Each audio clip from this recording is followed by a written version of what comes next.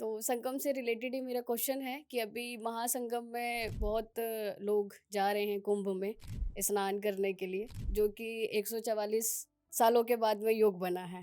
तो इसमें अमृत स्नान और शाही स्नान का एक अलग ही लोगों ने वो बना रखा है हुँ। कि इस दिन स्नान करने में गंगा से या डुबकी लगाने से हमारे सारे पाप धुल जाते हैं। क्या ये मिथ है या फिर रियलिटी है कि एक दिन में ही इंसान अगर स्नान करेगा तो उसके सारे पाप धुल जाएँगे?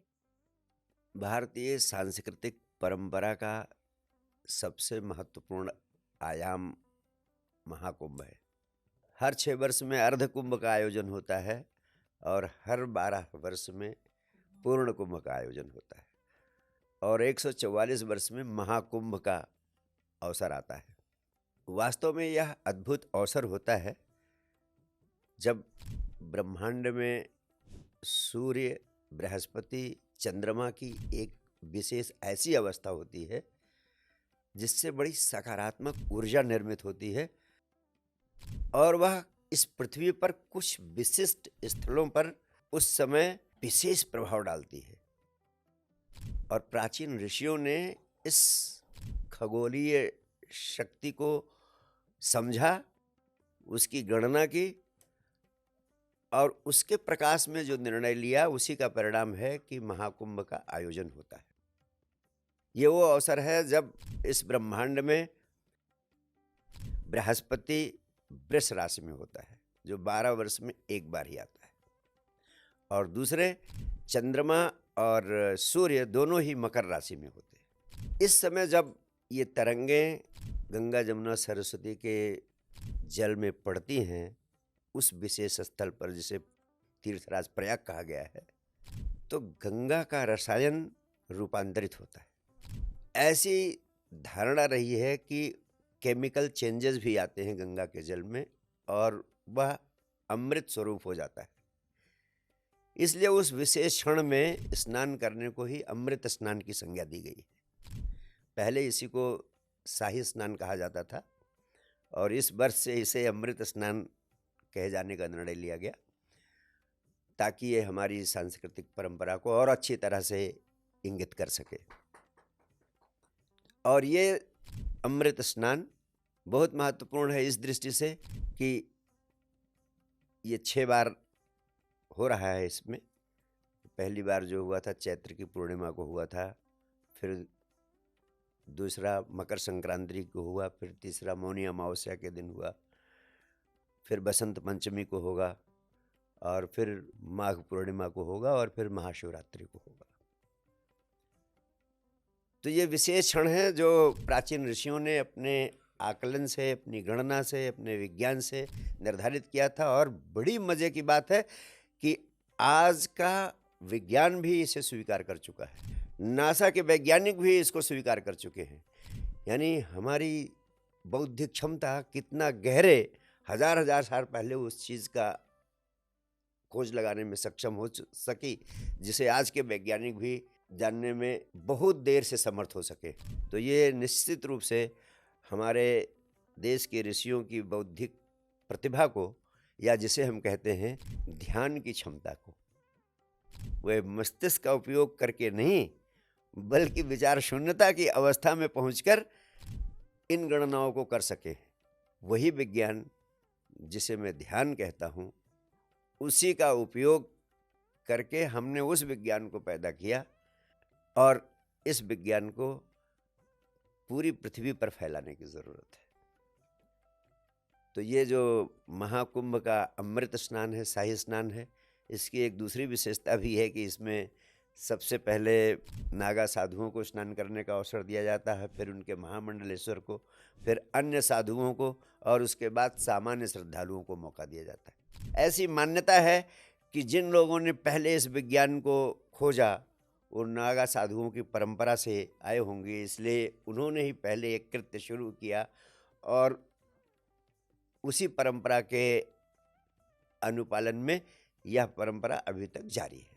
अब प्रश्न उठता है कि क्या गंगा में स्नान कर लेने से सारे पाप धुल जाते हैं? तो वास्तव में हमारी मान्यता रही है कि गंगा में स्नान करने से पाप धुल जाते हैं। पाप ही नहीं धुलते हैं, मोक्ष भी उपलब्ध हो जाता है।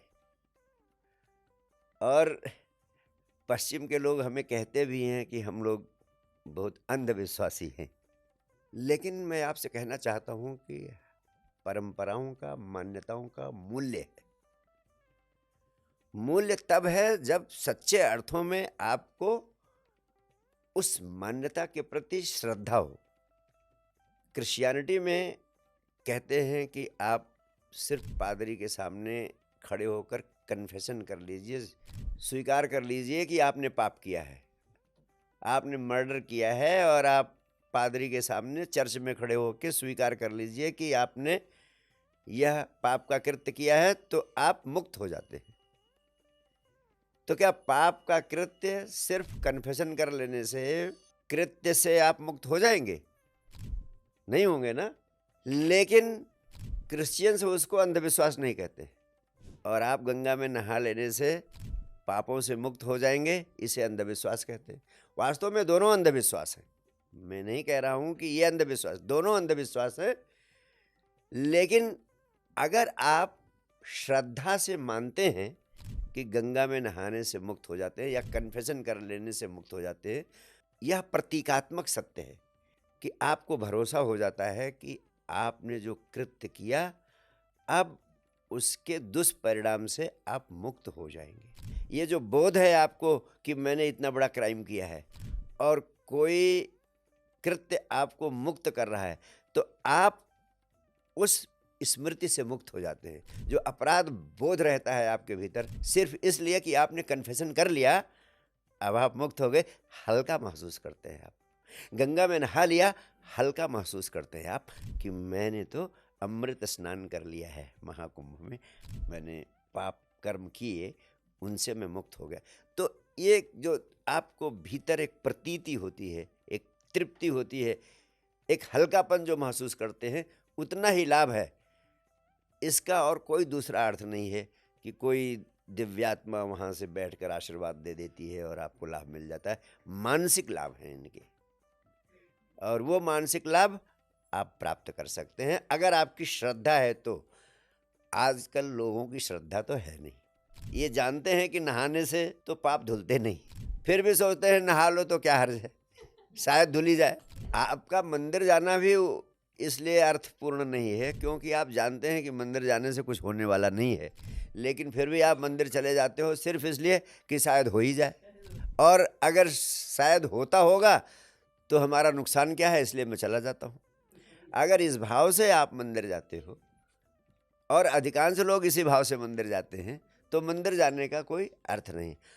कहते हैं एक बार किसी गांव में बहुत बड़े यज्ञ का आयोजन हो रहा था कि वर्षा नहीं हो रही है, सूखा पड़ा हुआ है। वर्षा के लिए आयोजन किया गया था गांव में कि जैसे ही यज्ञ की पूर्णाहुति होगी और गांव में बारिश हो जाएगी। तो उस गांव के सारे लोग अपने घरों से इकट्ठा हुए थे, आसपास के गांव से लोग भी इकट्ठा हो रहे थे, और लोगों में यह था कि पूर्णाहुति के बाद वर्षा होगी। लेकिन एक बच्चे ने कहा कि सब लोग आए तो हैं लेकिन छाता लेके कोई आया ही नहीं। मम्मी बारिश होगी तो कैसे हम घर जाएंगे वापस। आप सोचो कितना कठिन हुआ होगा उस बच्चे के माँ बाप को उत्तर दे पाना, क्योंकि यही समझा के लाए थे कि पूर्णाहुति जब होगी तो बारिश होगी। अब वो कैसे कहें कि ये तो खाली हम मानते हैं कि बारिश होगी, होनी थोड़ो है। ऐसे ही आपका मंदिर जाना है कि इससे कुछ होना थोड़ो है, शायद हो जाए। ऐसे ही आपका मानना है कि महाकुंभ जाने से ये तब अर्थपूर्ण था जब लोग गहनता से मानते थे, जब इतनी गहन श्रद्धा थी, तब वो अर्थपूर्ण था, तब उसके प्रतीकात्मक लाभ भी थे, और शायद तब वो मुक्ति और मोक्ष उपलब्ध भी हो सकता था। लेकिन आधा संदेह आधी श्रद्धा, ना तुम इधर के ना तुम उधर के, धोबी का कुत्ता, न घर का न घाट का, वही तुम्हारी स्थिति है, इसलिए तुम्हें कोई लाभ नहीं मिलता है। Thank you.